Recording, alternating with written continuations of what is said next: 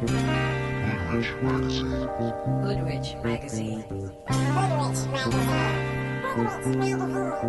Hoodrich Magazine. What's rich in your hood? Yeah. What's rich in your hood? Hoodrich Magazine. What's rich in your hood? What's rich in your hood? He's 107. Welcome to HRM. I'm your host, J.R. Strong. On today's episode, we venture into the classroom of the new cadets at the Bedford Stuyvesant Volunteer Ambulance Corps in Brooklyn, where we find Commander Rocky Robinson drilling the recruits on the system of the body. Cadet Raphael Casteo shows what he's learned as he explains to the class. Oh, you did? Okay. All right.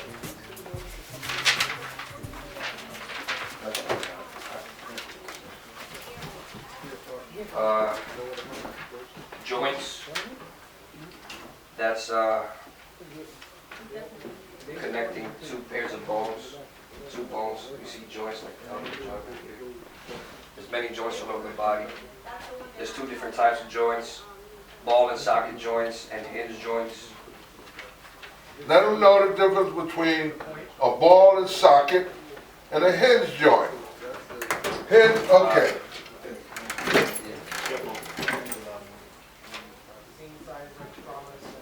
Would you think that is a hinge joint or a ball and socket? Ball and socket. Hinge. Lord have mercy. Oh God, no. Hinge. Hinge. Hinge. Hinge. Right. Hinge. Oh, I thought you said Hinge. these. All the socket joints. You put your arms like this, that's why. That's why I was doing this. Just leave it alone. Sorry. I ain't sorry, I'm trying to show you. Okay. This here is hinge. You understand? And ball and That's socket. hinge, son. Ain't no go ball and backwards. socket. Ball and socket, you can move 360 degrees. This is ball and Ball and socket. socket would be the wrist. That would be your shoulder. You can move your arm. Yeah. Okay, moving on. Three types of muscles: skeletal, cardiac, and smooth muscles. Skeletal muscles attached to the bone forms major muscle mass on the body, responsible for movement under conscious control. So you can control it consciously, like the bicep. Flex your bicep. There you go. That's voluntary muscle, skeletal muscle. Involuntary muscle, also known as smooth muscle, found in gastrointestinal tract, urinary system, blood vessels, controls the flow of materials through these structures. No, that's cardiac. That's next. Say that again. Smooth muscle. Intestines. Muscles that are not voluntary, you can't control them. You can't So take example of a stop smooth stop one? that. So small muscle would be what? Smooth muscle, gastrointestinal tract, urinary system, blood vessels. Those are smooth muscles. Examples of smooth muscle. Cardiac muscle, it's in the word, it's your heart muscles. The muscles that form your heart. So it keeps going. Yep. That's smooth muscle also. No, it's cardiac. An example of So a one skeletal muscle. Sorry. Example of skeletal muscle: bicep, Bicep. yeah, femoral muscle, Yes. all that. Abdominals. Okay, moving on. Exhalation. Diaphragm and intercostal muscles relax. Diaphragm moves upward. Ribs move down and inward. Size of the chest cavity decreases. All right, say that again so they could understand it. Say it again, same way you did, but say it again so they understand Okay. what happens when you breathe in, what happens when you breathe out. Okay. Diaphragm and intercostal muscles relax. So you see my thing is relaxing, letting the air out. The thing? What's the thing? I mean my diaphragm. Decreasing. Relaxing, that lets the air out, and then the diaphragm moves upward. Your diaphragm moves upward. That makes your chest relax and lets the air out. ribs move down and inward. You see that when I breathe in, my chest expands, that means my ribs moving up and out. But then when I exhale, it goes down and in. Everybody, breathe in deep. Everybody, you a body? Jason. Are you a body, sir? Breathe in. I want to breathe in deep. Everybody. Now breathe out. What happens? My ribs expanded upon the I'm just inhale. trying to show you what happens so you can in your own understand. Yeah. If you want to be, reluctant to do it, you will probably not understand the mechanism of the body, which I'm trying to help you learn. I'm not trying to show you up, but if I ask you to breathe in, I want to see you exaggerate it so you can see what happens to the chest and what happens to the diaphragm. And then when you exhale, what happens? You understand? That's the only reason why I'm telling you to exaggerate it, okay? Yes, sir. Okay. Moving on, exhale. So everyone understand exhalation. Gas exchange, inhalation, and exhalation. Oxygen enters the alveoli from the inhalation. So everyone knows when you breathe in, What'd you say about the villi? oxygen enters the alveoli from inhalation. So when you breathe in, obviously you're taking in oxygen, and the gas exchange happens in the alveoli inside your lungs. Carbon dioxide rise via the capillaries. So for the gas exchange to occur, we need to have an exchange of gases. So we're trying to get in oxygen.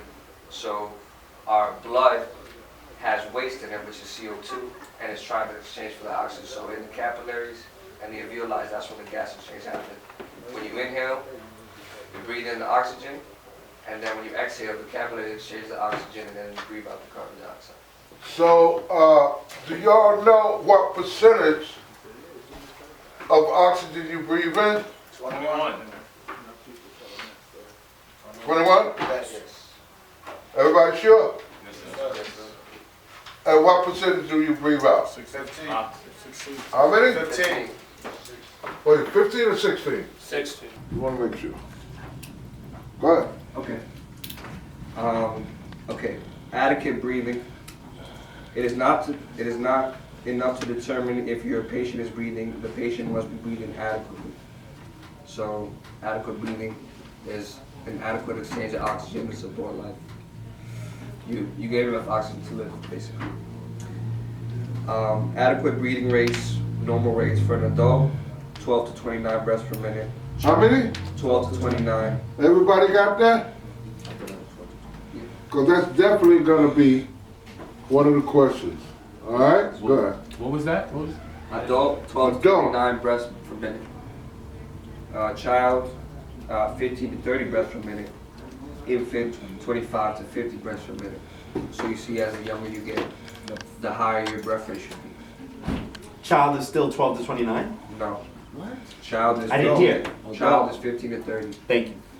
And infant is 25 to 50. Got that. So if an adult is breathing at a child's rate, you know they got problems. Yeah. Right? Yes. Okay. Inadequate breathing, you can signs of inadequate breathing are breathing effort, increased use of accessory muscles, especially in infant or children. So if the person is having trouble breathing, you can see that they're like, breathing is not as easy as it would be for a normal person. So you gotta pay attention to that. And increase accessory muscle use. You see that they're trying to use every single muscle they have to get as much oxygen as they could. So you gotta pay attention to that. Did the instructors go over the strident breathing and wheezing? Different lung sounds. No. Okay, we will be going over that. I'll have them go over that with you so you know the different sounds. That's how come you gotta listen to the lung sounds, when a person is breathing, so you know if they're proper or not. That's what you're listening for. Strident breathing, wheezing, all that. You'll hear the different types of sounds when they're having problems. And you'll be able to know what it is in order to correct it if you can. Go ahead.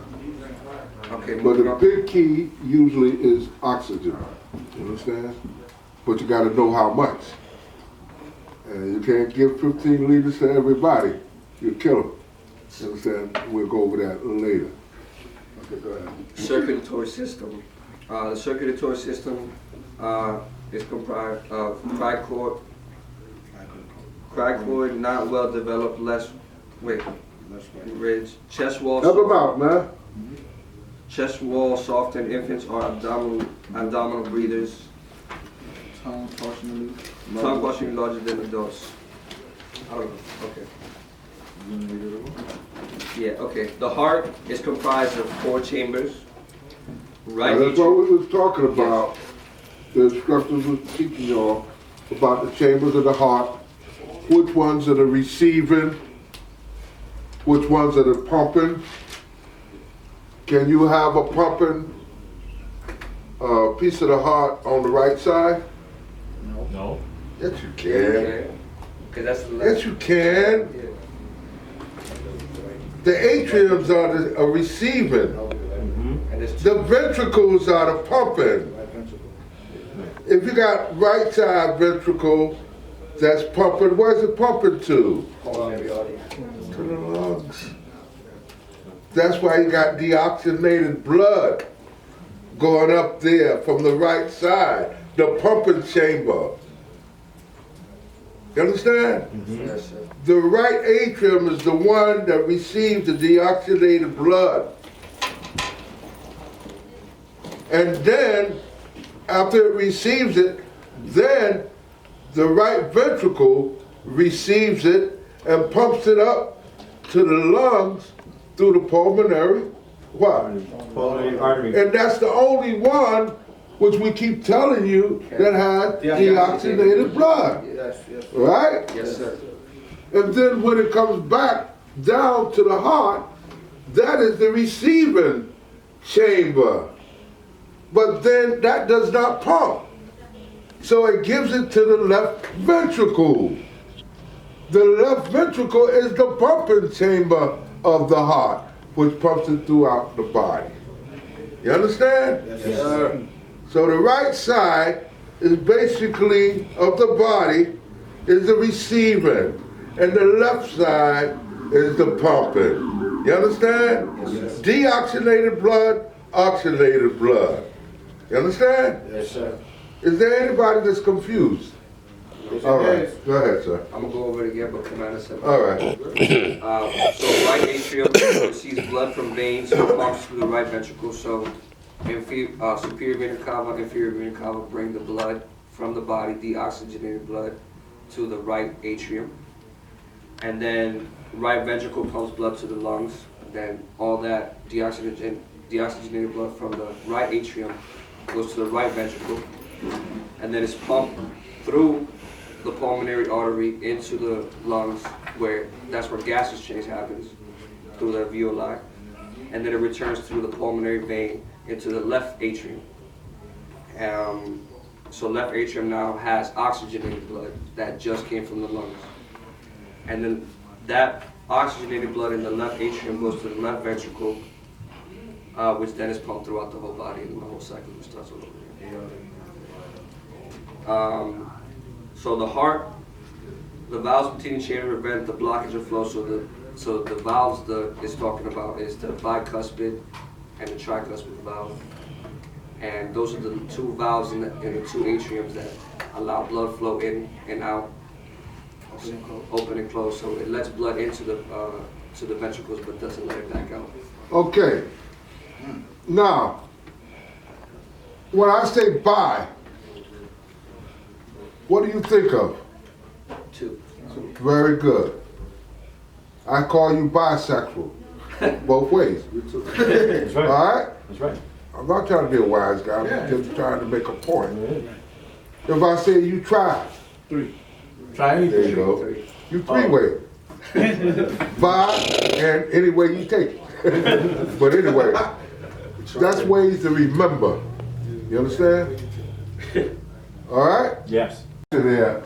That's why people with hemophilia, they bleed to death very quickly. It's hard to stop. They got no clots. Yes, sir. very good. Pulse. Left ventricle contracts, sending a wave of blood through the arteries. It is palpated when the EMT compresses an artery near the skin surface and over bone.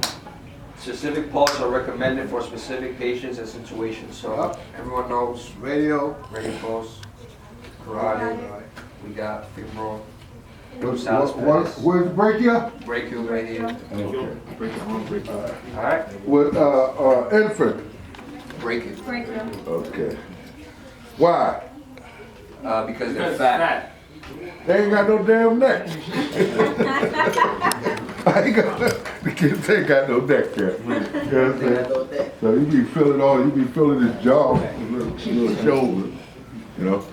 Okay. Well, that's very good. So now, blood pressures. Systolic blood pressure, pressure exerted against the walls of the arteries when the left ventricle contracts. Diastolic blood pressure, pressure exerted against the walls of the artery when the left ventricle is rest. So you know the systolic is the top number when you're taking your blood pressure. Diastolic is your bottom number, and when you're auscultating to hear the sounds, you're listening for the first sound you hear, which is the systolic, and the last sound you hear, which is the diastolic. So Very good, very good. Now, we had a situation where one of our students, who happened to be 18 years old, her systolic was 150, and her diastolic was 110. Is that normal? No. Very good. Too high. Now, let me just tell you something. Your age plus 100. Me, if my blood pressure, I'm 75 years old. If my blood pressure is 175 over 90, is that okay or bad? That's normal. That's good. For you, That's okay. normal for you. Now, how old are you, son? 30. If his blood pressure is 160 over 90, is that good? No. Sounds like a negative. Why not? Way too high for him. Way too high. Right. According to your age, Plus. it's too high. For me, that would be great. It's not a good sign. So you gotta know what age of a patient is, you know? You gotta know their history. You know, that's what a patient assessment is all about. So you try to get your sample history and everything. All right? Y'all know what sample is, right? Yes. Everybody remember what sample is? Symptoms and allergies, medication. What? Past history, Okay. Last time A. and event. Hold on a minute, let's start again. What is S? Symptoms and Huh? sign and signs. Okay. Sign and symptoms. What is A? Allergic reaction. Okay. And what is M? Medication. Okay. What is P? Past history. What is L? Last And what is E? Events. What led up to? What was the Events leading up to. provocation? Okay, very good. Okay. Just keeping y'all on your toes. On your what? Toes. No! Phalanges. Thank you. That was a good one. Very good. Roll call real quick. Right, he said Ready? All right. Yeah. Peripheral nervous system. Sensory nerves carry information from the body to the brain and spinal cord. Motor nerves carry information from the brain and spinal cord to the body. So sensory, let's say, the instructor made a example yesterday where like a sensory nerve is you touch something hot and you feel the burn. The first thing you're gonna feel is the nerve sending a signal to your brain saying, okay, it's hot. And then the second one is gonna be the motor nerve To react to it. to react to it. So When you think of peripheral, what do you think of?